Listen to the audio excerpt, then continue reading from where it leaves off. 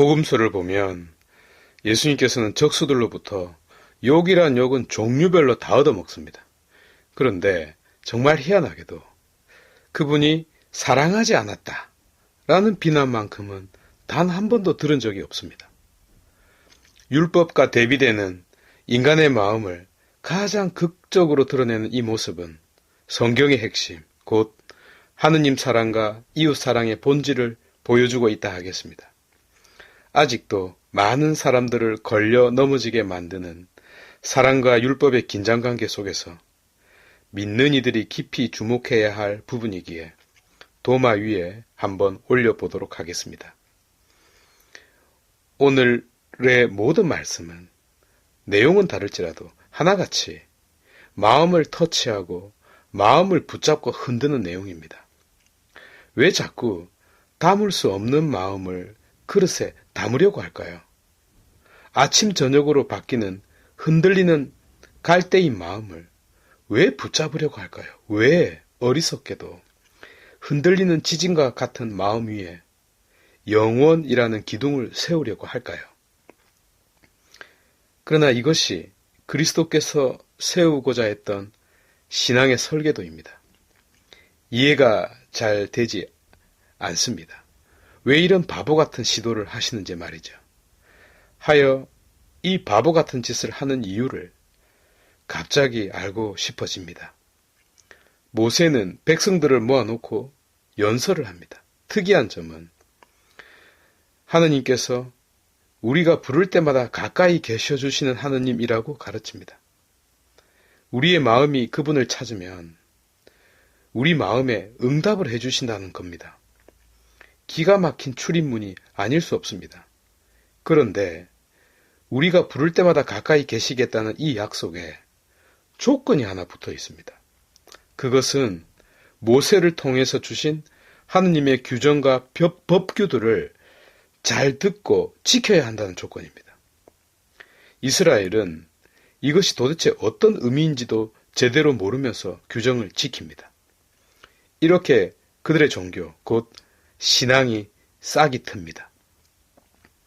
본디 종교라는 말의 어원은 다시 묶는다, 서로 묶는다는 뜻입니다. 그러니까 하느님께서 율법을 주신 것은 이스라엘이 하느님에게 묶여 있도록, 동시에 서로에게 묶여 있도록 주신 것입니다. 그러나 아이러니하게도 그들은 그 율법 자체에 자신들을 묶어버렸습니다. 도구가 목적을 제껴버린 것이죠. 과정은 결과에 의해 밀려나고 말았습니다. 이제 중요한 것은 율법을 지키는가 지키지 않는가라는 그 잣대뿐이었습니다. 이것의 궁극적인 목표와 이유는 안개 속으로 사라져가고 있었습니다. 이렇게 하여 본래 자신들과 하느님을 서로 묶어주는 도구이자 조건이었던 율법은 따로 국밥이 되고 말았습니다. 이제 그들은 배우들처럼 훌륭하게 연기하는 자 되었지만 실제 마음은 분리되고 말았습니다. 슬픔을 연기한다고 하여 자기의 마음이 슬픈 것은 아닙니다. 웃음을 연기한다고 하여 자기의 마음이 기쁜 것은 아니죠. 어떤 개그맨에게 물어보았다죠. 사람들을 이렇게 웃기는데 자기 삶은 실제로 그렇게 기쁘냐고 말입니다. 그렇지 않다고 했어요. 내 마음이 기쁜 것보다 남을 기쁘게 하는 것이 훨씬 쉽다고 했습니다. 실제로 웃음을 가져다주는 개그맨들의 자살, 남들을 기쁘게 해주는 유명한 유튜버의 우울증 등등을 종종 접합니다. 마찬가지로 손을 씻고 규정을 따르는 것이 하느님을 경외하는 것보다 훨씬 쉽습니다. 왜냐하면 마음을 씻고 주님 앞에 서는 자 되라고 손 씻는 규정을 준 것인데 이제 손만 씻으면 그만이었기 때문입니다. 하여 오늘 예수님께서는 안으로 들어가는 것이 아닌 안에서 나오는 것들을 말씀하심으로써 정작 씻어내야 하는 것들의 목록을 나열하고 있는 것입니다. 이제 하느님에게 참으로 가까이 있어야 할 마음은 저 멀리 떠나버렸고 그저 형식으로 남아버린 율법의 사소한 규정만 그 목적을 잃은 채 방황하고 있을 뿐입니다. 이렇게 마음과 분리된 율법, 이것은 랍비들에게도 문제였고 예언자들에게도 심각한 화두였으며 역시 예수 그리스도에게도 시급한 과제로 다가왔던 것입니다. 그렇다면 답이 있을까? 대책이 있을까? 나름의 시도를 해오지 않았겠습니까? 야고보는 모세의 설계도를 그대로 이어받으면서도 지키기 어려운 율법을 상대적으로 쉬운 말씀으로 대체했습니다.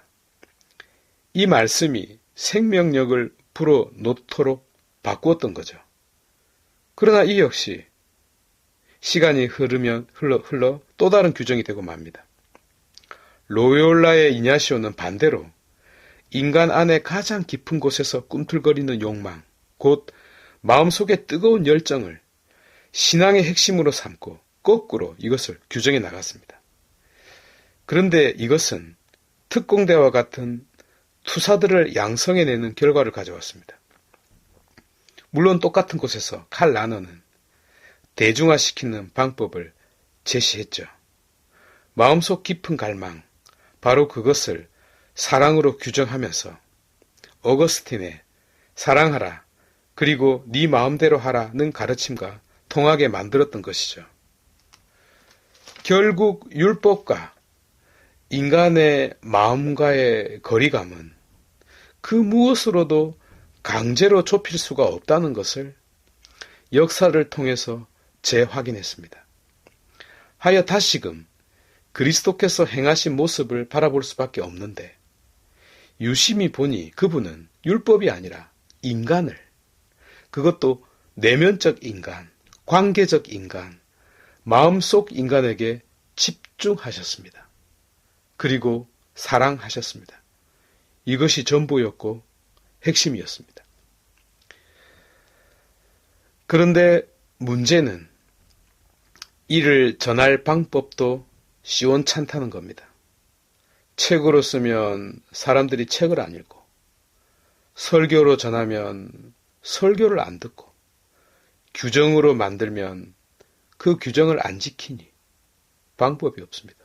어쩔 수도 없고, 다만 듣든지 말든지 보든지 말든지 그저 그분이 사랑하셨다라는 이 사실을 메아리가 되어 돌아오도록 산속에서 외칠 뿐입니다.